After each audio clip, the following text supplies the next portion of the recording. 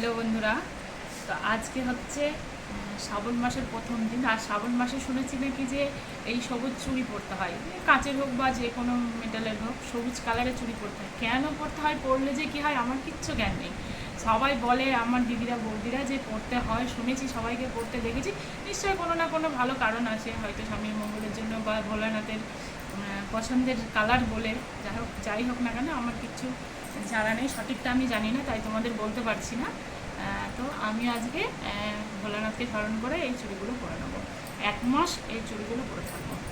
তো চলো তোমাদেরকে শেয়ার করছি। আচ্ছা, নিয়ে আমি ফোনটা।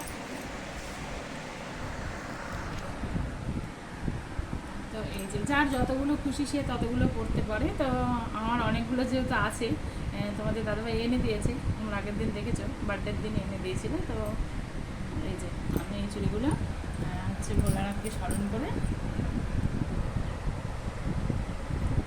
চাই ভোলানাথ।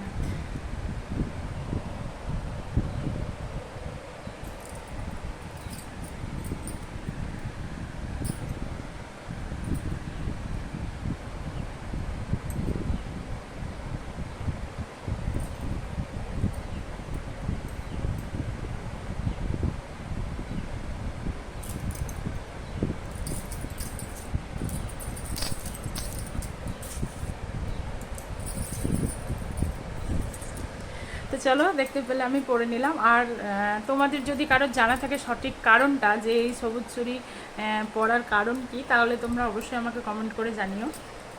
তো আমি তো বললাম যে আমি কিছু জানি না। আর কেমন লাগছে পড়ে, সেটাও কমেন্ট করে জানিও। আর কে কে পড়ো, কারা কারা পড়ো, সেটাও একটু কমেন্ট করে জানিও। তো চলো, টাটা।